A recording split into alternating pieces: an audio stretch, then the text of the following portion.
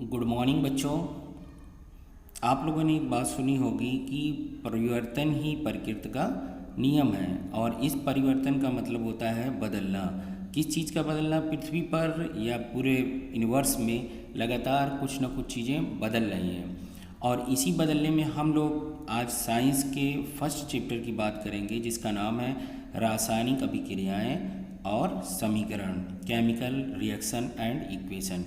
और इसमें सबसे पहले हम लोगों को जानना है रासायनिक अभिक्रियाएं या केमिकल रिएक्शन होता क्या है। तो जब दो या दो से अधिक पदार्थ आपस में मिलकर नए गुणधर्म वाले पदार्थ का निर्माण करते हैं तो इसे रासायनिक अभिक्रिया कहते हैं। वे क्रियाएं जिसमें पदार्थों के संगठन, गुणों तथा संरचना में परिवर्तन होता है उसे केमिकल रिएक्शन या रासायनिक अभिक्रिया कहते हैं। कुछ चीज़ों की सहायता से हम जान सकते हैं कि केमिकल रिएक्शन हुआ है या नहीं हुआ है। तो केमिकल रिएक्शन जब भी होगा तो उसमें कुछ न कुछ चीज़ें बदलेंगी, उसको देख लेते हैं। चेंज किस में होगी? चेंज इन स्टेट, मतलब अवस्था में परिवर्तन होगा, रंग में परिवर्तन होगा, गैस निकलेगी और ताप में कुछ न कुछ चेंजिंग आएगी। इन चारों चीज़ों की हम क्रम से हम लोग देख लेते हैं एक एक एग्जाम्पल। सबसे पहले आप अवस्था परिवर्तन को देख लीजिए। यहाँ पर हम लोग ले रहे हैं सोडियम और सोडियम को हम लोग डाल दे रहे हैं वाटर में। यहाँ पे सोडियम सॉलिड फॉर्म में है, ये लिक्विड फॉर्म में है। अब ये दोनों जब इसमें ये मिलाया गया तो ये बदल जाता है NaOH, सोडियम हाइड्रोक्साइड, जो इक्वस सॉल्यूशन होता है, जलीय विलयन होता है और इसमें से निकल जाती है हाइड्रोजन गैस।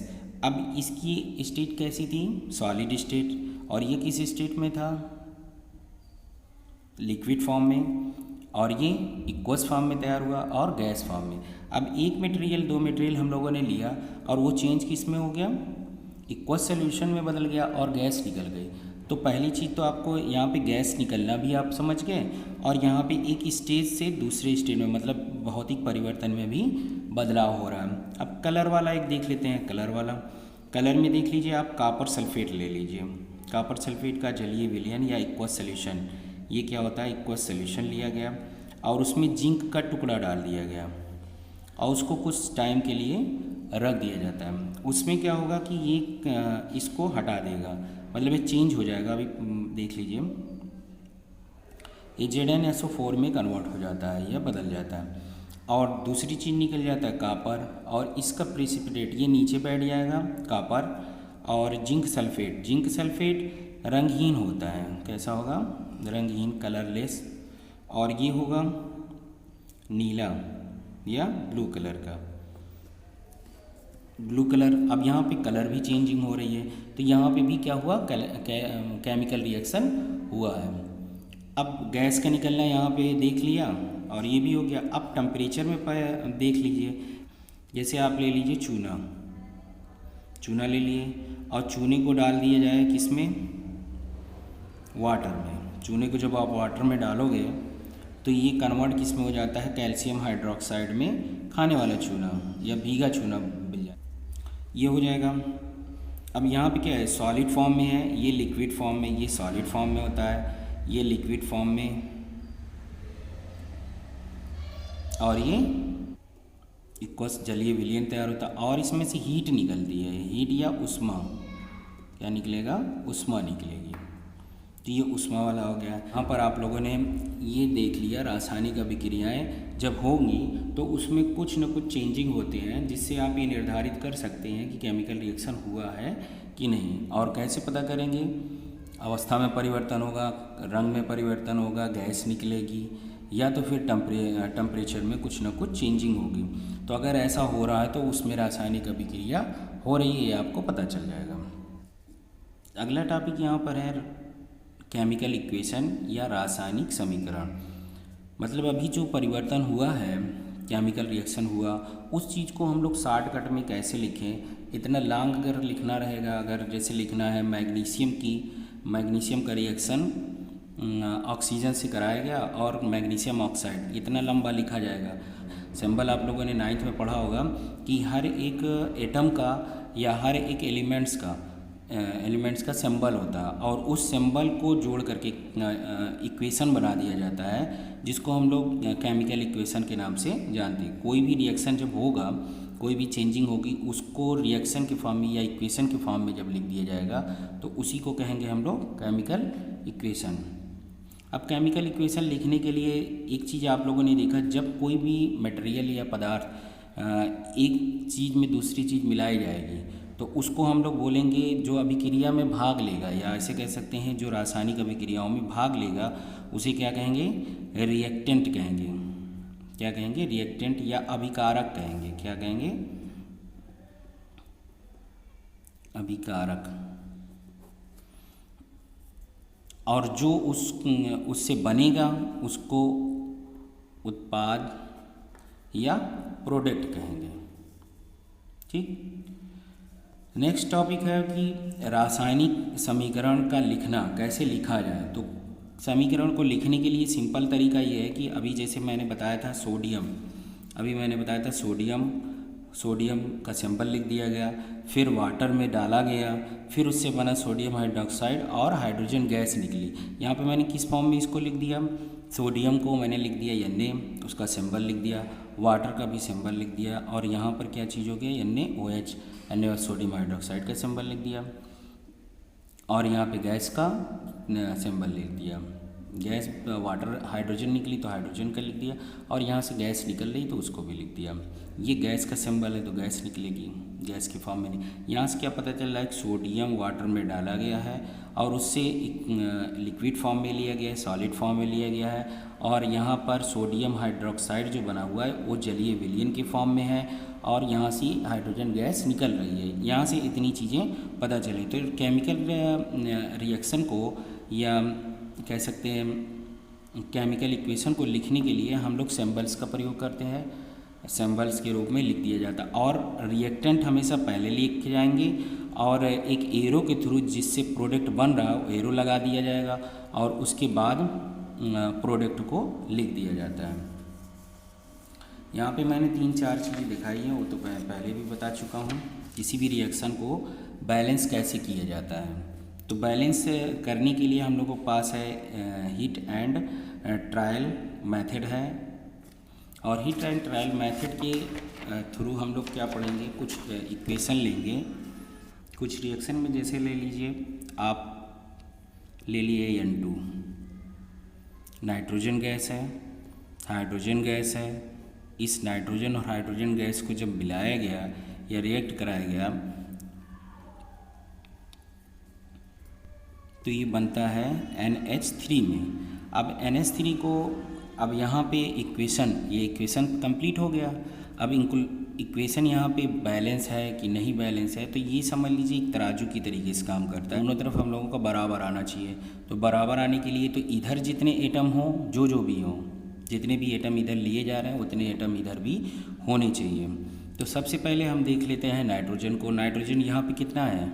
नाइट्रोजन 2 है, और यहाँ नाइट्रोजन कितना है? 1 है, और यहाँ पे हाइड्रोजन कितना है? 2 है, और इधर कितना है? 3 है।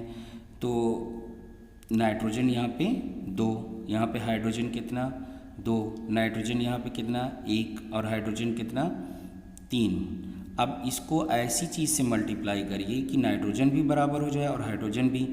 तो यहाँ पे अगर हम लोग 2 से मल्टीप्लाई कर दें, और याद रखिएगा कभी भी यहाँ पे नहीं लगाना है। जैसे कोई भी गैस का ये फार्मूला है, तो अमोनिया गैस में यहाँ पे आप ना जोड़ दीजिएगा, नहीं तो वो अर्थ का अनर्थ हो जाएगा। हमेशा क्या जोड़ेंगे? आप आगे ही लिखेंगे बैलेंस करते टाइम पर।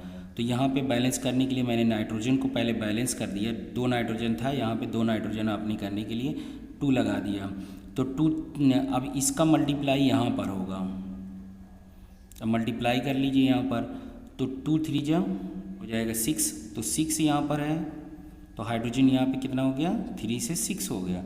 अब यहाँ पे 6 करने के लिए इसमें से 3 से यहाँ पर मल्टीप्लाई कर दिया जाए, तो यहाँ पर हम लोग 3 से मल्टीप्लाई कर देंगे, तो ये हो जाएगा इक्वेशन बैलेंस।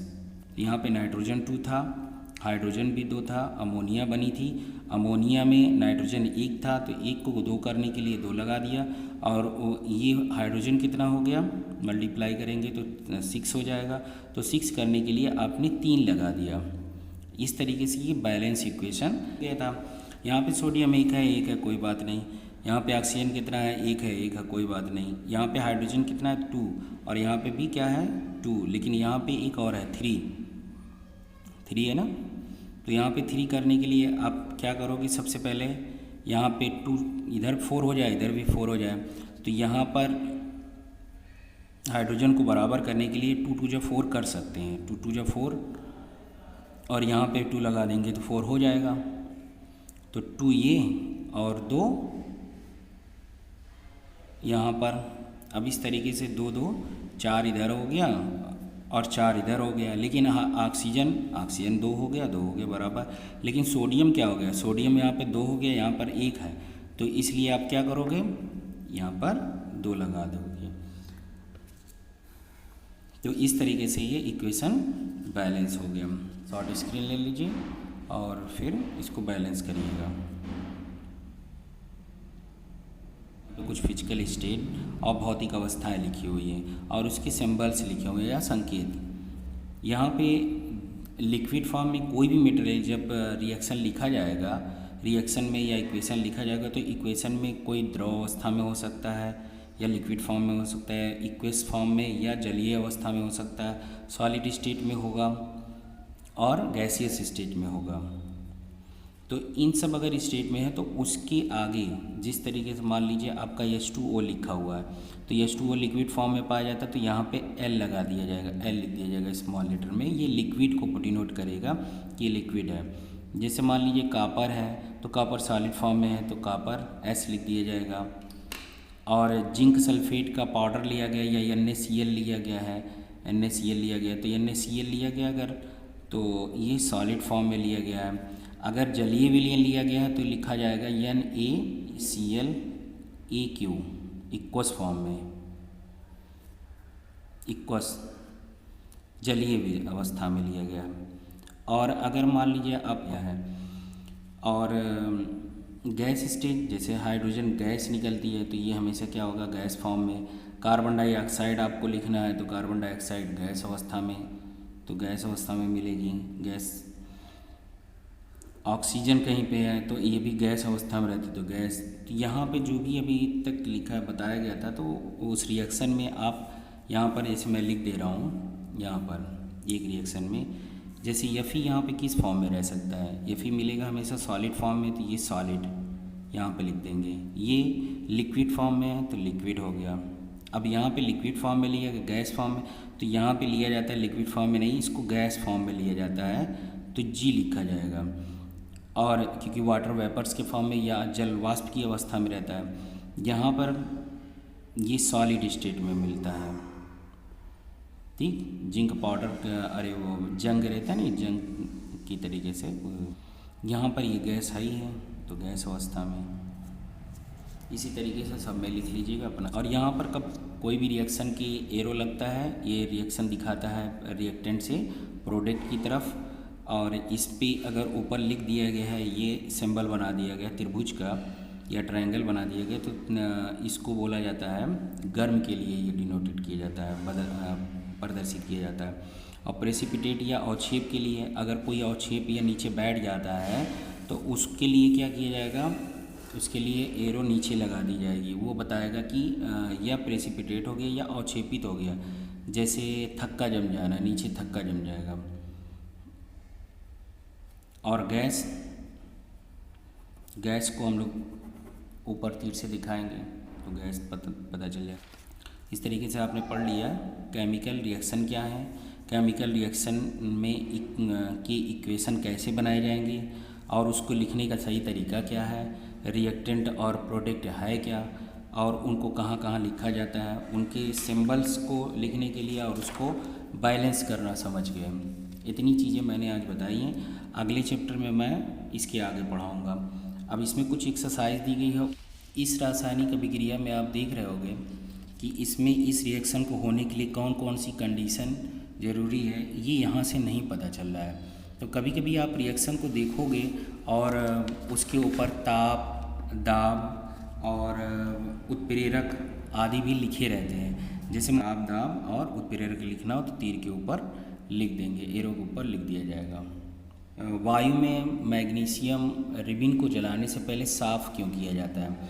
तो साफ़ करने के लिए ये ज़रूरी होता है क्योंकि मैग्नीशियम जब स्टोर किया जाता है तो मैग्नीशियम बहुत रिएक्टेबल होता है, और रिएक्टेबल होने की वजह से मैग्नीशियम जो होता है, मैग्नीशियम ऑक्सीजन से रिएक्शन करता रहता है। वायुमंडल में जो ऑक्सीजन होती है उससे मैग्नीशियम रिएक्शन करता रहता है, और रिएक्शन करने के बाद मैग्नीशियम की रिबिन के ऊपर मैग्नीशियम ऑक्साइड की परत जम जाती है, और जिससे इस आसानी से जलेगा नहीं, थोड़ी देर लगेगी।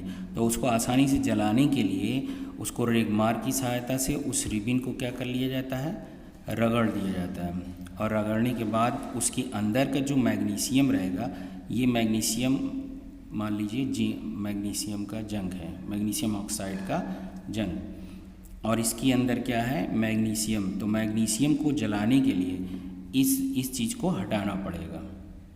तो ये रिएक्शन प्रकृति में खुद ब खुद होता रहता है। अगर मैग्नीशियम वायर को आप कहीं पे भी स्टोर करते हो तो वो ऑक्सीजन से रिएक्शन करके मैग्नीशियम ऑक्साइड की परत इसके ऊपर बना देगा, और इसी को साफ़ करेंगे जलाने में आसानी के लिए, ताकि ये मैग्नीशियम ऑक्साइड की परत हट जाए। और फिर जलाने के बाद जब इसको जला दिया जाएगा फिर यही मैग्नीशियम ऑक्साइड ही बनेगा, और इसको